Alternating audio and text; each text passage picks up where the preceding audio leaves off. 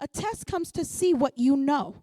In school, you were taught things, and what ends up happening is you have to take a test to show your what? Competency. Y'all see them words coming back?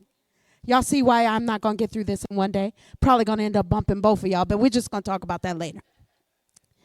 So that competency is very, very important.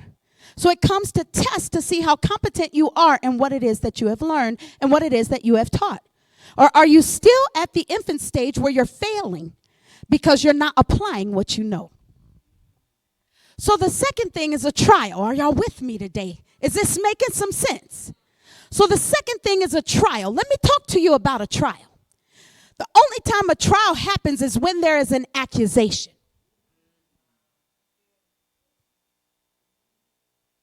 So the accuser of the brethren comes in and accuses. Now let me ask you this question. Is it possible that Jesus Christ would listen to an accusation that wasn't true? So we're put on trial in the courts of heaven. We're put on trial because the enemy cannot go to God with a lie. Yes, the blood covers it all, but there's still consequences for all that we do. How do we know this to be true? The thief on the cross, Jesus said, hey, homie, today you're going to be with me, and that's the SMV. You're going to be with me in paradise, amen?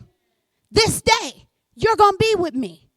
Where was paradise? The only other place you saw paradise was where? The Garden of Eden.